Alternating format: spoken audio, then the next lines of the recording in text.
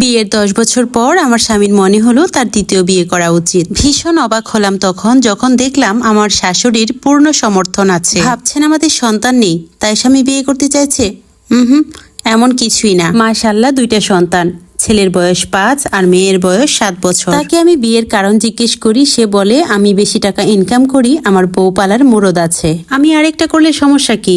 আর ইসলামেও নিয়ম আছে। আমি বললাম বাহ, ভালোই ইসলাম মানো তাহলে। 5 ওয়াক্ত নামাজ পড়ো তো? তখন আমার স্বামী রাগ দেখিয়ে বলল, তুমি বেশি কথা বলো। আমার ইচ্ছা, আমার অফিসের এক মেয়েকে খুব মনে ধরেছে, আমি তাকেই বিয়ে করছি। এই বলে সে ঘর থেকে বেরিয়ে গেল। আমি অনুভূতিহীন ভাবে তার দিকে তাকিয়ে রইলাম। আমি কি করব কিছুই বুঝতে পারছি না। আসলে খুব টাকা হয়েছে তার। আমার বিয়ের সময় তার বেতন ছিল মাত্র 22,000 টাকা। এখন পদোন্নতি হতে হতে 2 লাখ ছাড়িয়েছে। এখনো মনে পড়ে সেই দিনগুলো যখন নামাজ পড়ে তার উন্নতির জন্য কান্না করতাম।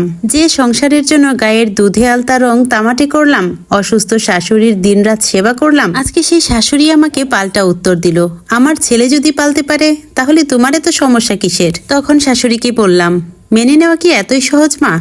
আমার শ্বশুর যদি এমন কাজ করতেন আপনি মেনে নিতে পারতেন? তখন আমার শাশুড়ি আমাকে বেয়াদব বললেন, উচিত কথা আসলে কারোরই ভালো লাগে না। যাই হোক, 10 বছর সংসার করা স্বামী আমাকে মূল্য দেয়নি, আর সে তো পরের মা। যাকে আমি আপন ভেবে সবকিছু মেনে নিয়েছিলাম, কেন জানি কান্না পাচ্ছে না, নিজের ভাগ্যের উপর হাসি পাচ্ছে। বেঈমানগুলোর জন্য এতদিন সবকিছু করলাম, এই ভেবেই হাসি পাচ্ছে। আমি আসিফ ঘরে আসার জন্য অপেক্ষা করতে লাগলাম। আজকে সব বোঝাপড়া করে সব হিসাব নিকাশ চুকিয়ে নিতে হবে। অন্য মেয়েদের মতো কেঁদে কেঁদে বালিশ ভিজালে চলবে না।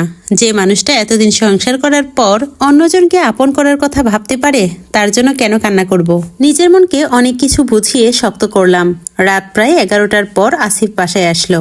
অন্যদিন খাবার নিয়ে অপেক্ষা করতাম, কিন্তু আজ তার করলাম না। ছেলে মেয়েদের ঘুম পাড়িয়ে আমি নফল ইবাদতের জন্য জায়নামাজে বসে আছি। উপরওয়ালা ছাড়া এই মুহূর্তে আমার কেউই আপন নয়, তাই তাকে মনের সব কথা বললাম অনেকক্ষণ। একটু নিজেকে হালকা লাগছে। আসিফ আসার সময় মোবাইলে কার সাথে যেন কথা বলছিল শুনলাম। এসেই অফিসের ব্যাগটা রেখে সোফায় বসে কার সাথে যেন খুব হেসে হেসে কথা বলছে। মাঝে মাঝে গান গাইছে আর হাসছে। আমার বুঝতে বাকি রইল না যে সেই মেয়েটার সাথেই সে কথা বলছে। এর মাঝে আমার শাশুড়ি ছেলেকে এসে বলছে, কি রে বাবা, অফিসের জামা কাপড় না ছেড়ে কার সাথে কথা বলছিস? আসিফ হেসে উত্তর দিল, তোমার নতুন বৌমা। এটা শুনেই আমার কলিজাটায় কামড় দিয়ে উঠল। ততক্ষণে আমি নামাজ শেষ করে ডাইনিং এ চলে আসছিলাম। আমার শাশুড়ি বলে দেয়, দে দে আমাকে একটু দে, আমি একটু কথা বলি। আসিফ মাকে ফোনটা দিল। শাশুড়ি মা কথা বলতে শুরু করলো। কি যে আদরের ডাক নতুন হবু বউকে। আমি তো খুব অবাক, এই কয় বছরের মধ্যে আমাকে তো কখনো এভাবে ডাকেনি। তখনই আসিফ আমাকে দেখে বলে, অনু ভাত দাও। আমি মনে মনে ভাবলাম, বাহ, পুরুষ আজ 2 টাকা বেশি ইনকাম করছে বলে স্ত্রীকে মানুষই মনে করছে না। এমন এক ভাব করছে যেন দ্বিতীয় বিয়ে করা কোনো ব্যাপারই না। হায় রে বেঈমান। বলে না, কোম্পানির মাছ বেশি পানিতে পড়লে যা হয় আর কি। মুখে কিছুই বললাম না।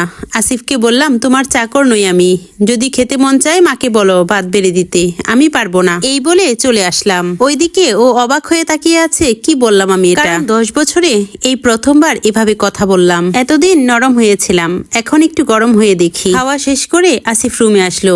আমি বললাম, শোনো, বেশি কথা বলবো না। ছেলে মেয়ের দিকে তাকিয়ে তোমাকে তালাক দিতে পারছি না, তবে তোমার সাথে থাকার ইচ্ছাটাও মরে গেছে। তুমি আরেকটা বিয়ে করো আর 10টা করো, তাতে আমার কিচ্ছু যায় আসে না। মাস শেষে 50,000 টাকা আমার হাতে দিবে সন্তানদের পড়ালেখার বাবদ। আর এই বাড়ি ছেড়ে তুমি আর তোমার মা চলে যাবে। এখানে শুধু আমি আমার সন্তানরা থাকবো। বেশি বাড়াবাড়ি করলে পুলিশের কেস খাবে। আমি মামলা করতে একটুও পিছপা হব না। আর তোমার এখানে আসারও দরকার নেই নিয়মিত। ছেলে মেয়েদের যখন দেখতে মন চাইবে মাঝে মাঝে এসো। এখন যাও, গিয়ে অন্য রুমে শোও। আসিফের মুখে কোনো কথা আসছিল না, হয়তো বা সে কি বলবে ভেবেই পাচ্ছিল না। সহজ সরল সংসারী মেয়েটা কখন এত চালাক আর কঠোর হলো তাই হয়তো ভাবছে। আমাকে আসিফ বলল, মানুষের বউরা স্বামী অন্য মেয়ের সাথে সম্পর্ক করলে কান্না করে, সমুদ্র বানায়। আর তোমার বর বিয়ে করছে জেনেও চোখে এক ফোঁটা পানি দেখলাম না। আমি তখন হাসতে হাসতে বললাম, পাগল, আমি বেঈমানের জন্য কান্না করব নাকি? তুমি যদি এত বছর সংসার করার পরও খুশিতে খুশিতে বিয়ে করতে পারো, আমি তাহলে কেন কান্না করব? এইসব মানুষের জন্য আমার কান্না আসে না, দয়া আসে। তখন আমার স্বামী কিছু না বলেই চলে গেল।